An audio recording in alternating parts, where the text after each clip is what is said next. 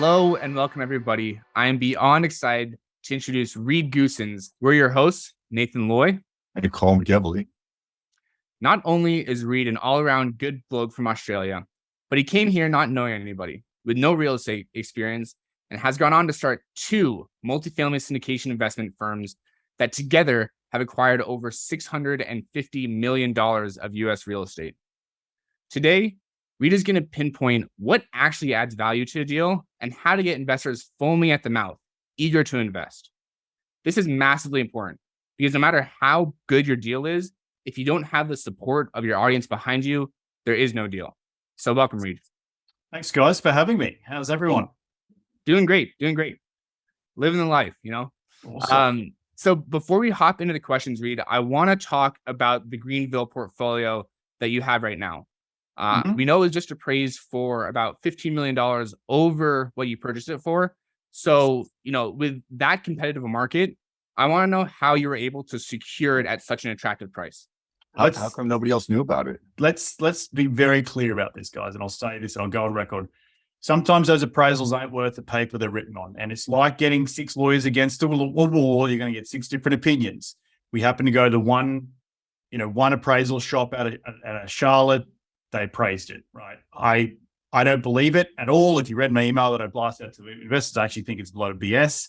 I think the market is around, we've probably got a 10 to 15% discount to the actual market today. And the reason we know that, there's another deal just down the road from the two deals, went under contract for 145 or 146 a door, in a lesser location off like a highway. Those roads that sort of adjacent to highways, they not really get a lot of traffic. So we're definitely in a better location. And that deal, 1970s deal, went under contract for 146 a door and we're picking ours up for 126 a door. So there is definitely a discount to market, but probably not like when that came through, I was like, I was drinking water. I'd spit all over the screen, so to speak, So, look, it's good to have in your back pocket. It's good to chat with the bank about, but do you go sell that for 175 a door? No, you don't. It's not. So you take a bit of good news. It's great for marketing. That's about it. Yeah. It's also kind of a bunch of foo-foo to actually get it in contract at that rate. 100%. Right. And look, the biggest, litmus test is, well, bank, put the money where your mouth is. Now lend 75% on that new number. Oh, no, we don't want to do that. Oh, we do the lesser of the purchase price or the valuation. It's like, oh, okay. So we really know which side your bread's buttered on. So yeah. Right. Especially in this market too, right? With a little bit lower LTVs than they were 6 to 12 months ago. Oh, mate, way lower. You're sub sort of 65% at this point. Yep, exactly. So Reed, let's dive into your background a little bit.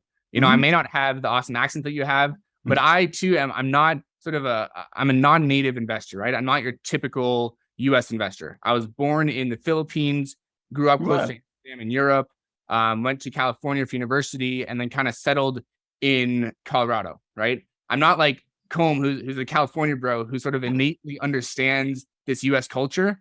So, I'm curious. It may not be the case for you or for me initially, or for a lot of sort of non-native US investors, but I'm wondering, coming from Australia, do you feel like that helped create a connection with other non-native investors? Oh, 100%. Expats in general, I remember when I first started traveling abroad, when I came out of uni, I was like, avoid Aussies like the plague, right? I went to London, I was in Europe, I was backpacking through, south of France, and I was like, just avoid Aussies. The whole reason you backpack is to meet other people. As I've grown older and sort of put a flag down here in the States, I've now come back around to sort of my culture, so to speak. You see so many expats, whether it be from South Africa or England or Ireland or Italy or, India, people just congregate to what they know, and it feels like a bit of home abroad, right? It just feels comforting. So yeah, definitely my sort of later years, the last sort of 3-4 years here in LA, trying to, my sort of top 5 closest friends here are all pretty much Aussies. So, and that's just more so we can talk rugby, we can talk shop, we, give each other a bit of banter because it's different banter to what Americans give. And look, it's all, I still call Australia home. It'll always be home for me. But you do have an assimilation with people who come from another country, who's come here, maybe just with a shirt on their back and built something from nothing. So yeah, sounds scary too. Scary, but also challenging, right? Like in a good way. I always remember getting on the plane when I first moved to the United States, and this was my second time abroad and living abroad. Was I remember like, what the hell am I doing? And I always have to keep telling myself that I really just wanted to live in New York City for a period of time, just be an expat. Like that's all I wanted. That was the goal, to come here, get a job for a couple of years, move home. And if I did that, that would have been success. And I just kept thinking to myself at 26, your 65-year-old self will regret it if you don't make this move, right? And the worst case scenario is you do move home, you do get another job, but at least you gave it a go, right? Yeah. And so that's been my motto every single time over the last, pretty much since I left uni, was to give it a crack and give it a. If it doesn't work out, that's okay, because you've already planned for what the worst case scenario is. Yeah. So, did you marry an Aussie, or do you have to tell your jokes? No, I met my now wife. She's American. I met her backpacking to the south of France when I was working on super yachts in Antibes and Nice for the mega wealthy of the world. And we met. We kept in contact. And then when I came on the boat across the Atlantic Ocean, when it's winter in the Mediterranean, all the boats go to the Caribbean, and I'd had enough of the boat, and I then went to New York, and that's when I fell in love with New York. This is in 2009, and then went to LA, where she's from, and she coincidentally happened to apply for her postgrad in Australia, which was about a 5-hour drive from where I was living at the time. So sort of did 2 years abroad. I moved home in 2010. And then in 2011, she moved out there and we started dating, and then we moved back to the US in 2012. So yeah. That's awesome. What a story. I mean, that's one of the most important kind of calculations too, right? The future cost of your current actions, right? So I'm glad to have you on this side of the pond, even if you do travel back and forth. So Reed, I know that, you weren't always in the real estate game. You come from an engineering background. Curious, did you find that either helped propel you or halted your efforts in learning exactly how to present to U.S. investors? I think in general, it was definitely a help. And I don't say it's I was fortunate or whatever. It's a great problem solving degree. I always really loved studying engineering, but when I went into the workforce, I was like, engineering is not for me. I still remember to this day, being in a firm here in LA when I first moved to LA in 2014, and I couldn't just go off, and I needed a visa to be here, and I was just very much an ugly duckling. Very smart people, but I remember being on site and the guys are like, "How many bolts do you need in that Colm connection?" I'm like, put 6 of them up there, and what are you going to rent this space for? I was so interested in already the business of the development, but it definitely gave me a stepping stone, because one of the key things I did was in 2014, when I moved to LA, I was working as a structural engineer, and we were working with developers building multifamily. And so I said, look, if I'm still going to be in the workforce, why not use my skill? And I just approached these guys at Colm. I was like, hey, do you have any jobs, project management? I've got an engineering background. Nearly, it was 8 years, I think at that point I'd been in the professional workforce. And ultimately, I had a skill set that was valuable to them. And I became an owner's rep, and I ended up building over 400 luxury apartments in Long Beach. So I kept a day job in the real estate space. It kept me learning what the big boys do whilst doing my syndications on the side. And coupled that with, I had a visa to try and stay in the country. So it was, for all those people listening out there, the key is understanding what your skill set is that could be valuable to someone else in the space you want to get into. And I don't care what industry it is. It could happen, it could be real estate, but you're using a skill set to open a door, to be valuable to someone else, learn from them, and then apply it in your own, in your own world. And that's exactly what I did, until I got to a point where I think I was leading four major syndications in 2017, when I was able to quit the day job and go full time. Yeah. And it's all about solving the problem, right? The bigger problem you solve, the more you're rewarded. Yep. And also maybe being able to focus on the smaller details, which would help you avoid overlooking some of the things that the other syndicators maybe aren't looking at. Do you think that that shaped the way that you're presenting to investors, or do you have to hold yourself back from being too technical? Both. Okay. I'm right now, just before this call, I'm literally going through old utilities because I disagree with what the budget says for one of my from one of my, my property manager's like, oh, it's $200,000 a year. I'm like, BS. Like, and I went and pulled all. I was like, look, it's averaging over the last 3 years this. Even if we did it at the worst case scenario, it's still $40,000 less. So like, I'm going through budgets with property managers right now. That's just the way I am. I need to stop doing that, but that's because I care about the success of the deal. Right now, I will admit that I can get probably too technical. But in saying that, that has built sort of trust over the years, and I think that has helped me to raise capital now. I'm not saying that I'm perfect. No one's perfect, right? Everyone can human error is inevitable. But I do try and make sure we do look at the data as best we can and make the right decisions at the time for the particular deal. Yeah. Well, it's funny because you talked about, building these apartment buildings and being an engineer, and kind of sounds like a bicycle, right? So you have the front wheel is your orator skills, because you're an incredibly good speaker. I've seen you at conferences and on stage in lots of different places. And then your back wheel is that technical wheel, right? And so you're balancing, and you can't really be too big on either. Otherwise it won't really work as you move forward. But do you feel like your oration skills, or I don't know if that's actually a word, but do you feel like your speaking skills have been helping you be more compelling, or do you feel like actually getting into the nitty gritty with investors have been helping you more? So I will say when I first started the podcast and branding, and my head is very black and white. Like I'm an engineer. Like it's just like it either works or it doesn't work. And so this whole personal branding, speaking, it has been learned over the last 7 or 8 years. It wasn't just when I first started this, turning on a mic and speaking into it, that it didn't come naturally to me, but I had to learn at it. It's like anything, going to a gym and getting fit doesn't just happen overnight, but if you keep at it, it becomes more natural. So it's actually, that front wheel has actually been easier to develop than the technical wheel, because the technical wheel will always be there, right? I can't unlearn what I've learned. I went to school for 4 or 5 years. I've been in the workforce. I've built things across the globe. You don't just unlearn that, right? And that helps propel the conversation. And then it's just the front wheel that I had to get dialed in order to present well and speak confidently, but use then technical data or technical experience to say, hey, this is why I'm backing up this decision. Is there a particular place you went to, like Toastmasters, or how did you develop that? How do you structure those presentations that maybe the audience would even benefit from going to? Look, that's a good question. I didn't personally go to any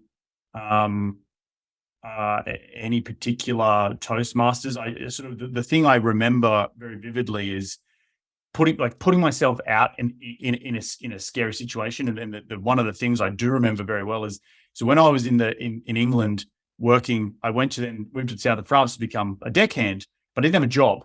And every morning I'd wake up at 5 a.m. and you'd walk the docks, and you'd say, hey, do you have day work? Do you have day work? Do you have day work? And there's a line of other people trying to get day work as well. And there'll be so many rejections, like, no. But it takes that one yes.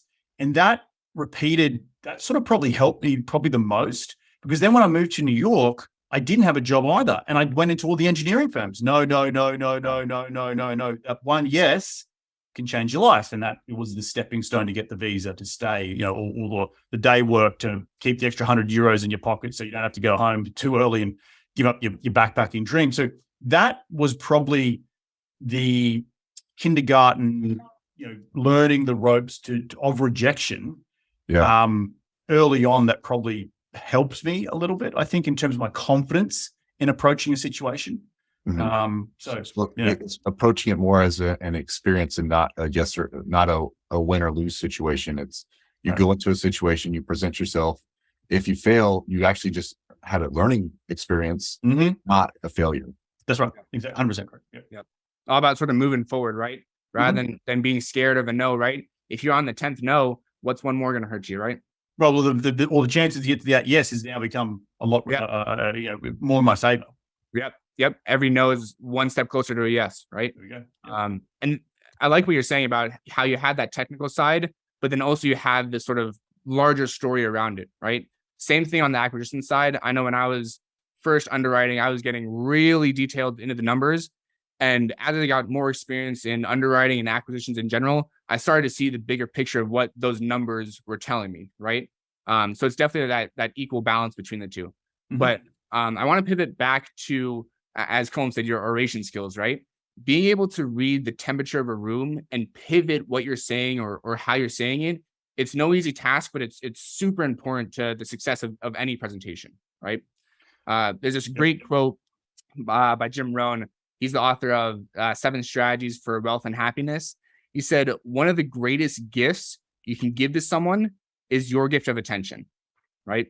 I think that attention is the greatest sort of commodity with which we exchange, right? People say follow, the populations for real estate. People say follow the money for politics. But at the end of the day, I think it comes down to attention and the ability to hold attention and kind of stir up some excitement within your audience, right? Mhm. Yep. So I'm curious, what tools and resources do you use to form the most sort of compelling pitch and to always keep that audience engaged with what you're saying? I think, to be honest, it's ever evolving.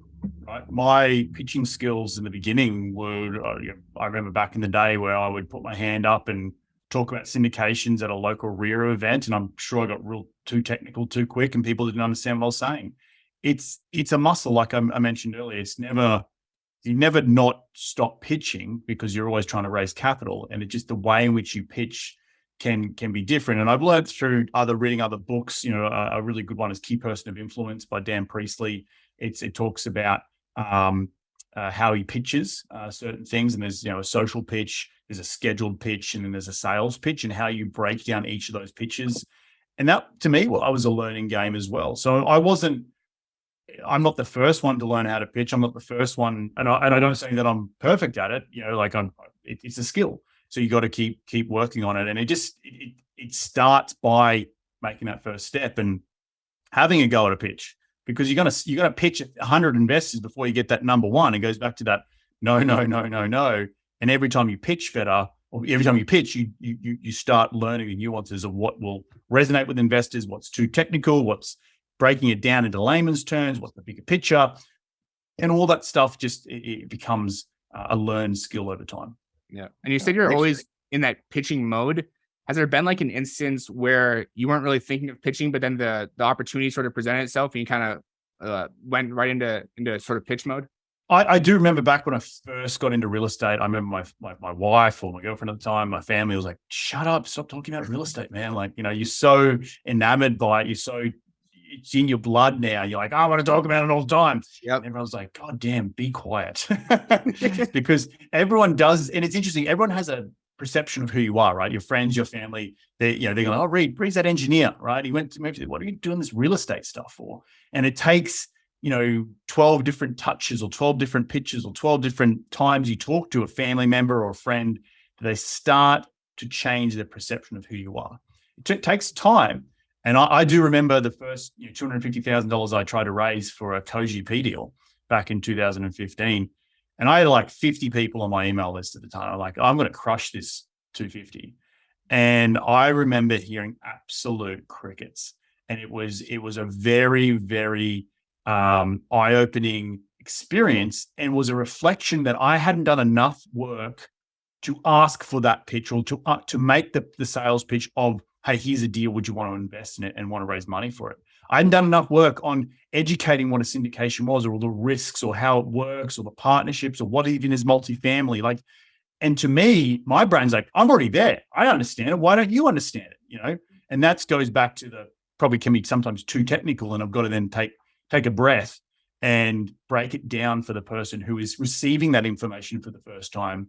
And that on their side of the fence, it can come across as like a fire hose effect, because when I'm speaking at them a lot of data. So yeah, there've been times where it's been a struggle, and it's, that you just have to go through those learning growth pains, and you come out the other side a better picture, a better understanding of people and humans and how they can digest information. There's So- so much work that goes into, like, even before you ask for the capital, there's so much work in terms of building that relationship and building that trust. I think a lot of people, when they think of capital raising or in that raise mode, they think, all right, ask for the capital, ask for the money. But that's such a later step that only comes after you build a trusting relationship prior to that. That kind of reminds me of the book. I don't know if you read this book, Reed, but Persuasion. Robert Cialdini, he's got a bunch of books. He wrote Influence and talks about FOMO, authority, the sheep-like nature of people making decisions. But Persuasion talks about all the steps that you need to do beforehand in order to make sure that the message is received in a particular way that's going to be welcomed. And then, so it goes back to that email list that you had, that you thought, I have this relationship with people, but having a relationship with someone doesn't necessarily relate to them moving forward on an investment. So, but, so let's say you were to do that raise again, and you have a much bigger email list or a much bigger investor list. What are some of the questions that you can tell are coming from someone that is looking forward to moving forward in investing, and or maybe more experienced compared to somebody that is a less experienced investor? Interesting. I was just talking to my new business partner, who has been very influential in sort of Reed Goossens 2.0.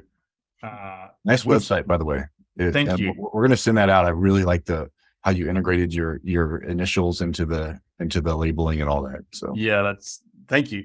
But what I really wanted to work on was better email marketing and content, and transparency seems to be really, really resonating. And even this last sort of 6 months, as I've transitioned and we're doing new deals, and you've seen the emails, the content of which we're writing it, and the in-depth, not that in-depth analysis, but just what's happening in real time.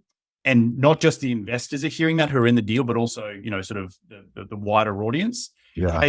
Has really, I've received a ton of feedback just saying, awesome work. And that's obviously part, to do with my team. But the vision of trying to be more transparent, more engaging, those touch points. And so next time someone sees that email, they're not just, putting in the delete. It's like, I'm going to open it because I really enjoy how he's writing, or really enjoy what the team's saying about a certain topic. So go ahead. Do you feel like you started years ago, right?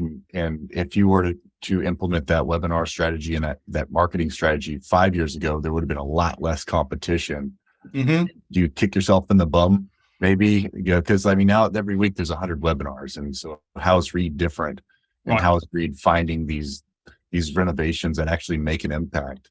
Yeah, I think the big thing I tell people, particularly new investors, is like, I'm not the only syndicator out there, right? I encourage everyone who is in the passive investing space to invest with the Vikings, to invest with the Ashcrofts, to invest with other sponsors we all know out there, because it can offer diversification, right? If you happen to really like the message that I'm putting out, and you're picking up what I'm putting down, fantastic. Let's make a partnership. But in general, I can't be scared of competition, because that's just what the nature of the beast is. I think the big key to all of that, you ask, started all this time ago, is consistency. I've been at it for such a long time. There's a saying in cricket, line and length, when the bowler is trying to get the batter out, and you're trying to hit a sweet spot on the crease to make the ball spin and get him out. You keep hitting that spot, you keep doing it line and length consistently over and over again, you'll eventually get the batter out. And I think that is probably one of my superpowers. It's not that I'm smarter than the average bear. It's not that is the fact that I'm just being consistent and won't go away. I hope when people hear this, or they have aspirations to start a podcast or build a brand, it's like, it will take time, but you'll see a pivot point after sort of 3 or 4 years that it's then a massive snowball. And so the tweaks I'm making today, yes, maybe 5 years ago, probably wouldn't have had the same impact they're going to have today, because I built that consistency. I built that up over time. That's really, really been the most powerful strategy out of all of them. And that feedback loop is also super important, right? Getting feedback from your audience, say, hey, am I actually solving the problem that I'm intending to solve with whatever, speech or webinar or whatever it may be? Right. And then again, guys, it's not the one bullet that does it, right? It's the being on the podcast, just keep consistently putting out the content that will eventually attract people. Regardless, it could have done it better in the past, sure. Could have done, but I also am very fortunate to be in this situation where I moved to this country and I had no idea that I'd be getting in multifamily and being involved in 600 blah blah blah $1 million. I'd moved here to be an expat. Like 10 years later, I'm talking about real estate on a podcast with you blokes and having a great time doing it. So I know the next 10 years are going to be even better. So there's just a perspective of where I've come from and just to also enjoy the journey as you're building. That makes sense. And then also, there's a saying that we have at Viking, which is progress is happiness.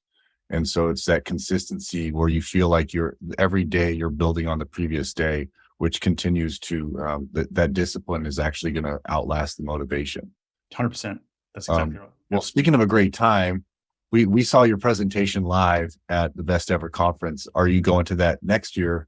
Do you plan on presenting again next year? If Ben's listening, he gives me a spot on stage. Sure, I'd love to. We'll DM him. We'll send him an invite. Ben, if you're listening, yes. The answer is yes. All right. Well, I just want the private helicopter and the green M&Ms, right? So, yeah. We got the private tour bus. Does he? Okay, got it. So, but we plan on doing a really engaging event for our investors there, and hope to see you there. But one of the things you spoke about was the economies of scale with purchasing or garnering materials for renovations, and that's not really a topic that I was particularly interested in, but I was super engaged. And I stayed through your entire presentation just because of how effective you were on presenting your materials. But I particularly thought about how do you justify the costs and how do you identify what renovation is going to be absorbed in a particular property and what renovation is not going to be absorbed in a particular property. And maybe you can speak a little bit on your Best Ever Conference, which was a few weeks ago or a few months ago. Yeah. So I think in general, experience, this is where the being at the crease for a long period of time, the line of length. Like I've been doing value add multifamily in some capacity, it's be raising or my own deals for going on 8 years now. Coupled with the development stuff that I've done, ground up development, I've also seen developers do it, and my old boss do certain things to value add that we would think of as crazy in the value add space in a secondary market like Greenville. The value add here in LA or New York looks completely different to the value add that happens in Greenville or Dallas or Charlotte or Denver. So it really is, and then the demographic into whom you're renting to. So over time, you see that iron sharpens iron, and you notice a few things. I was actually touring deals in Phoenix recently, and Phoenix is a very, very heavy market on. They've just got a lot of old product that needs to be revitalized. And now, as an engineer, I know you're not going to come in and rip that down and start again. The cost of construction is way too expensive. You have to, plus if you did rip it down and start again, your rental price is now going to be probably $2,000 for one bedroom, right? Where the demand is probably more in that $1,000 to $1,500. But these deals were built in the 60s and the 70s. Okay, people are running to hell and high water. I don't want to deal with it. I don't want to deal with it. But in reality, you do need, as investors, we do need to get to a point where we are adding the value, and that value add looks different now. Like I do see bigger shops coming in, doing the roof, doing the electrical, doing new windows, sort of taking it back to not to the studs, but coming in and dealing with, your building envelope. So you're building with, your facade, you're dealing with your windows, you're dealing with your roof, any foundation issues, you're dealing with your HVAC, you're also dealing with your electrical panels, and your plumbing. So you deal with those sort of half a dozen things. Then you can just focus on the value add creation. Now that deal is not a 1960s deal. It's now a brand new build. Right? Or not brand new build, but it's now being revitalized, and it's going to now last another 30 or 40 more years for that average tenant who wants to spend $1,400. So there comes a point where these older buildings, it's not just putting the lipstick on the pig. You have to sometimes go a little deeper and you'll get paid for it because you aren't coming and knocking these things down and starting again. Sometimes you were doing that for sure, but I worked in, the house that I own here in LA was built in 1912. Now we completely renovated. Guess what it needed? New roof, new HVAC, need new plumbing, need new electrical. This building's now, I'm going to sell it, make a profit on it, and it's going to last for another 20 or 30 more years, right? So we're just applying that adage to larger properties. And then, but back to your question, knowing when to turn that dial is very, very important, because I think you can overspend on certain deals. And then, but back to the sorting out the supply chain, if my materials are really reduced because I'm buying in bulk, well, maybe that means I can't afford, it's not actually that much price delta to put in a granite countertop than it is to resurface, because I'm buying it, at $4 a square foot. So, putting in a hard surface, well, guess what that does? It means I don't have to resurface it every time a tenant moves out. It lasts longer and it looks better. So little things like that, I'm seeing it definitely worth spending the money on the front end, because it then on the back end will attract a better tenant, but it also just will have that longevity in terms of keeping the building going.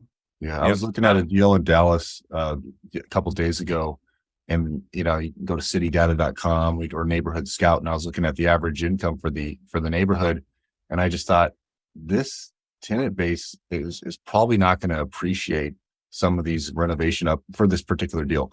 Probably not going to appreciate these renovation updates, just because the cost that they're trying to get on the rent increase won't really be absorbed by $26,000 a year for that particular, micro related. Right. No, that's right. And that goes back to where you're buying, right? I want to make sure that my renovated premiums can still be absorbed with the 1/3 rule with the average household income data. Like, I don't want to go into a $26,000 neighborhood for average household income and try and charge 15. Viking doesn't do that either. But I'm just, I was just. You let the cat out of the bag just then.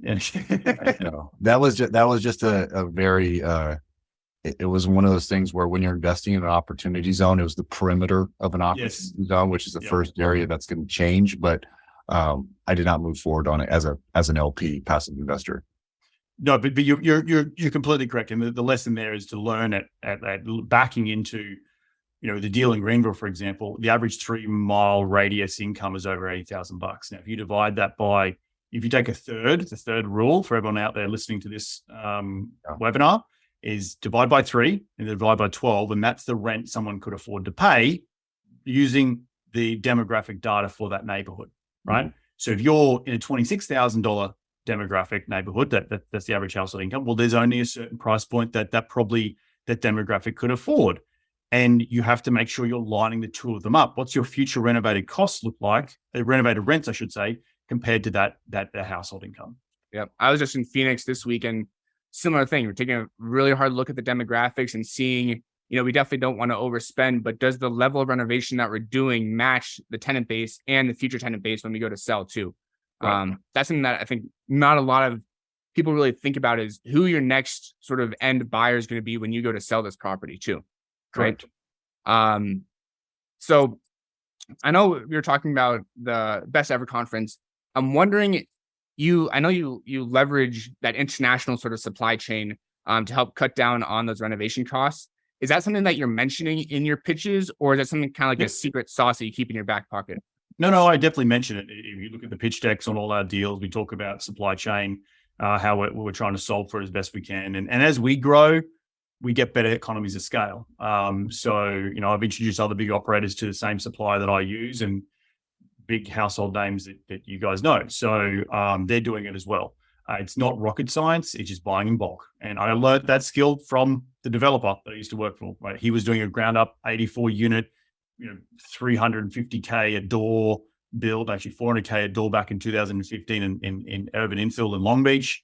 And yeah, he's buying everything he could buy himself. He would, stuff like concrete, obviously he's not buying, or, the electrical wiring, but, fixtures and flooring and the stuff, the FF&E stuff that he could buy in bulk, he was definitely doing that. And it just saved him, 30, 20 to 40%, depending on the item. So you're just putting in a storage container.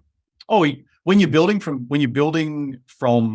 ground up, You just I stagger thought it it. was existing building. No, if you just stagger it in terms of when things are, but you have a lay down area, and we were piling freaking containers on top of one another. When the granite came in, it's like, yeah, put it up the top. We ain't using that for 2 months. So, Being creative can sort of make or break the deal too, right? Whether it's creative with your financing, creative with what you're sourcing materials. I'm a sucker for good quotes. There's this quote by George Soros, who's Hungarian-born businessman, but he has a net worth of over $8 billion. So he definitely knows what he's talking about. But he said it's much easier to put existing resources to better use than to develop resources where they do not exist. I think that's exactly what you're doing. You're leveraging the supply chain that already exists, even if it's not in the United States or even the Americas, so to speak. You're leveraging a supply chain that already exists that isn't as sort of impacted, and then bringing those resources to help out other operators and other sort of obviously tenants on the American side of things too. Mm-hmm. Yeah, there's been a huge shift in the presentation I gave at the Best Ever Conference. I spoke about the shift of the impact of COVID, right? The shipping costs did go up, but you also have this shift away from, if you listen to any of the Ray Dalio stuff, that the shift to the New World Order. You're seeing a lot of the tariffs that are being imposed on Chinese imports. Well, you're seeing then, I'm seeing on my side at least, the flooring manufacturers are moving out of China and then trying to find somewhere cheap, maybe in Latin America. That I'm hearing that murmurs are coming back sort of to North America, but still being within cheap labor markets where there are no tariffs. So you're seeing, and that affects me as a consumer, but affects everyone, right? You go to Home Depot and you buy the light for your kitchen. It's the same issues that are happening on that product as well. It's just trying to figure it out a little bit sooner. And when you're buying in bulk over 1,000 units or 2,000 units, you can go sort of get a bit more economies of scale. So it's really. Oh, go ahead, Nate. Reed, when you're buying in bulk, I know you said that the renovations aren't always the same. How do you sort of combine both of those different strategies, right? Buying in bulk, but not making every renovation the same, and really to match it to the market that you're in. Look, I think you'll see the latest color palette. Every single operator is doing that sort of gray tone, white or slightly dark gray granite countertop. You're maybe white cabinets, or you're doing maybe something new and it's gray bottoms and white uppers. It's just tweaking the same things. We'll see in 10 years' time. We'll look back and that gray color tone will now be, I don't know, purple. I'm making it up. There'll be something that will change. And again, I'm not renting to the $200,000 family, right? I'm renting to the person who owns between $50,000 and $80,000 a year. So it needs to be clean and safe and affordable. But I know when I travel and I stay in like cool downtown hip places, and I stay at Airbnbs, or there's a lot of companies out there that do sort of corporate Airbnb suites, and I stay in a nicer, newer apartment. Just the same finishes. Like it's just slightly different look and feel, right? The cabinets still look the same. The doorknobs are still the same. People can appreciate that at any income level, right? And it's not just, because they earn a certain amount, we're not going to get paid on it. Well, when you solve for that bulk supply and then your cost comes down drastically, well, then you can put in that nicer door handle and it doesn't actually break the bank. And, you don't need to go get $500 rental pop to pay it off. You just got it in bulk. So it looks a little bit nicer. Design, guys, is the cheapest thing out there to do well. And so many people stuff it up. And that goes from the units to the amenities to the leasing center. It does actually cost me as an owner a lot to get an interior designer in to just think about something a little bit more with intention. And that has a big ROI on the overall impact and feel of the community, and helps bring and attract that newer demographic to the property. Yeah. Very interesting. I didn't think about that, but bringing in interior designers and professionals to do that consulting, that probably removes all your different decision making on what you're selecting. It kind of helps. But what do you think is a no-go for a lower income tenant base in terms of a renovation? Look, I think it goes back to my comment earlier. Revitalization of old buildings. So yeah, let's just make up an example here. Your average income, your average rent is $850, right? It's pretty low. You're not going to go, mate. You're probably not going to go do granite countertops. You probably aren't blowing out walls. Like I blow out walls now sometimes in my interiors to open up the kitchen in the living room. I'm not doing that. Adding a dog park in is pretty freaking easy. It's grass seed with, some chain link fence and a concrete pad with a hose to hose the dog down. Like that's super cheap and easy. And it looks good on a photo. Adding a kid's playground, that's easy as well. It's not that hard. So what I do on a class B plus A minus asset is still the same as what I do on a C plus asset. It just I might not spend the extra $15,000 on that nicer playground, but it's still something that ticks the box and gets it done. It's funny how you talk about the value you can add from a tenant's perspective, actually doing an investment in a community shared location, which is the outside of the building.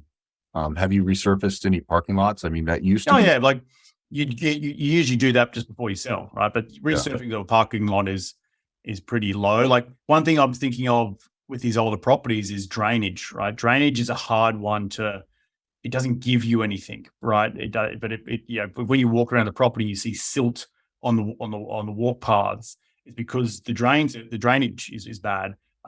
You could how long's a piece of string? You can spend a lot of money chasing the drainage around the property. As a former civil engineer, I know that you walk properties and you got the downspout and it ends right at the foundation. It's like, as an engineer, it's like just extend it 4 feet away from the building. You got to reduce all the problems or risk of foundation movement. You're going to not have all the soil erode away. And these are things that people just cut corners back in the day when they were built. Yeah. And you can spend a lot of money chasing that around the property. Do you get paid on that? Not as much. So, yeah. Are you talking about extending the actual downspout or just putting in a French drain?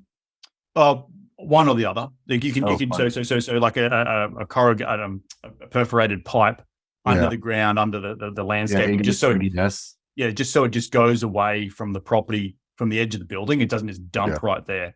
Yeah. And you see so many buildings with it, and that again, it's just because when they've slapped them up in the 80s and the 90s, that's a cost they can just go rip out. Another thing you'll see on these older properties, and I've done it as well with the brand new builds. If you walk into some of the living rooms, they actually don't have a ceiling light. Right, because they let the tenant buy the lamp. And when I built stuff brand new, even in Long Beach, where we're trying to get $350 a square foot on the rent, we were looking at screw putting the J box up there, let the tenant bring their own lamp in. So it's same ideas of trying to not cut corners, but just cut costs. Yeah, so, I mean, at the end of the day, it's all about the experience, right? Like the experience for the resident, the experience for the new tenant, the experience for the investor.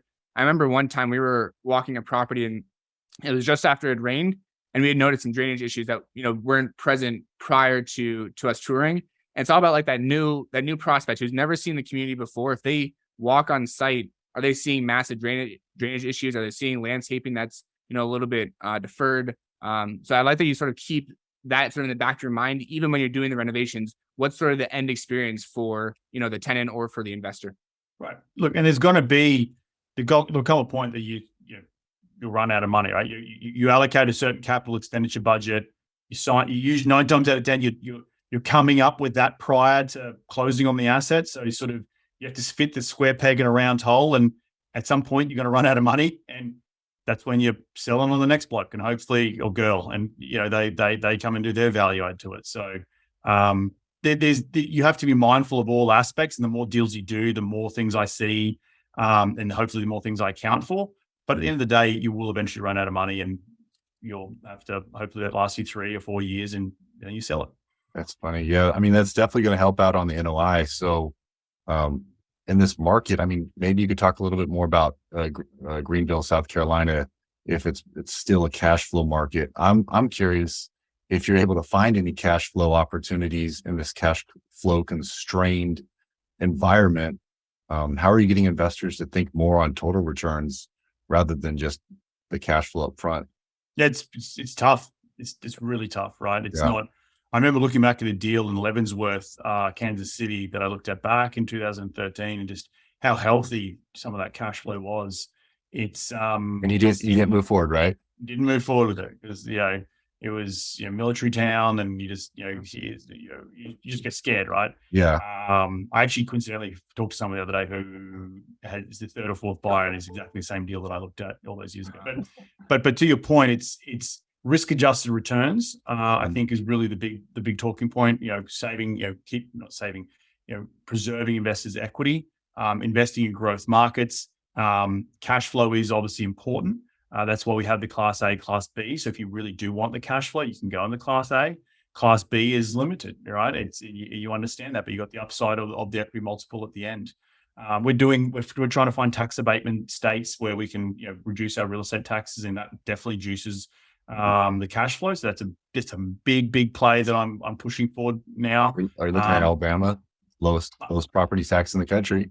Well, so we want, for example, I'm buying a $35 million in Greenville, South Carolina. I bought a $33 million in Phoenix, Arizona. My Phoenix, Arizona deals would probably have about $80,000 a year real estate taxes. In Greenville, South Carolina, it's like $350,000 to $400,000. Wow. So you go solve for that, and you get it wiped off, or a majority of it wiped off through certain things that I structure with on the back end, which is my secret sauce. I'm not going to tell you, but that helps. That helps with the cash flow. Yeah. Texas, exactly the same. And these are states that typically are low income states on W-2 income, but they get their tax somewhere else, and that is through real estate. Yep. So, yeah. Yep. And to Colm's point, being in that cash flow constrained market, the higher cash flows you have typically is associated with higher risk too. So it's not just about the numbers and sort of the returns. There's a tremendous risk profile when you start to get towards 9, 10, 12% cash on cash. There is an added risk because ultimately at the end of the day, it's not just about the numbers. It's about the story and the location of the property too. It's risk adjusted returns, right? You want to be investing in something that goes to cap rates. What are you buying at 4, 5, 3 to 5 cap rates, right? You're buying a cap rate of 9 to 10. That's a completely different risk profile than the former. You go buy a 2 cap in New York City. It means that your risk is reduced compared to, say, going and buying a 6 cap in Alabama somewhere, some tertiary market. So. Are you putting as much weight to those cap rates now, with cap rates being constrained and prices, rising? I am because of how I used to not as much when we were in a more stable interest rate environment, but when interest rates are going so nuts, you could get away with 100 basis point negative spread between like a going in cap rate versus your interest rate. But now that those interest rates are blowing out, the market has to adjust, because you want to still look at your stabilized cap, right? I'm adding value. If I'm buying something, it's a $850 effective rent, but I know the market's at $1,200. Well, of course my cap rate going in is going to be a little bit compressed to where I'm going to get it to. But you can't have interest rates at 6 and then be buying at a 3.5 cap. That's not going to work anymore. Right. But historically, I've probably seen more like you're buying at a 4, but you're getting a 5 interest rate, or buying at a 3, sub 4, but you're getting a 4.25 interest rate. So there's a little bit more, there's less wriggle room there, but your value add then comes in and takes over that. And so your stabilized cap rate might be in the high 5s by year 3. Yeah, we've noticed a lot of lenders focusing a lot more on the cap rate, especially when there's negative leverage, where the cap rate that you're purchasing at is less than the interest rate, right? I mean, lenders at the end of the day want to protect their investment too. So that's what we've noticed, especially in that B-class space. The loan proceeds and the loan to value that these lenders are lending on is not directly correlated to the cap rate, but has a very strong association with what cap rate you're buying it at. Yeah. Correct. Well, and the pricing sensitivity goes way up as the cap rate goes down. So, 3 cap to 4 cap is what, 33%, but 4 to 5 is 25, so it gets a lot more painful at the lower cap rate That's right. changes. So, and I'm seeing things shift, something like Phoenix you mentioned before, I was talking to brokers the other day. They're sort of thinking that market's now back in the mid 4s to high 4 cap rates, where probably if you looked at the data in the last 2 years, it would have been sort of high 3s to low 4s. So already seeing it's happened in real time. And that's happened in 6 months. So awesome. Well, Reed, we covered a whole bunch today. If our listeners want to, learn more from you, where can they find you? Just go to reedgoossens.com. That's ReedGoossens.com. And if you're ever coming through Los Angeles, you want to grab a beer or talk shop, you can hit me up at info@reedgoossens.com. Yeah. I'll take you up on that. We're going down to the PIMD conference at the end of September. So Sweet. Awesome. Please do. I'll be at IMN next week in Santa Monica. I'm speaking. So if anyone is coming to IMN, I will be there. Fantastic. Appreciate it, Reed. Thanks, guys. thank you, Reed. Well, Reed gave you his info. If you guys want to reach out to him directly. Obviously, you know where to find the Viking team as well. Reed, again, an absolute pleasure. Thanks, guys. Thank you, Reed. See you, everybody.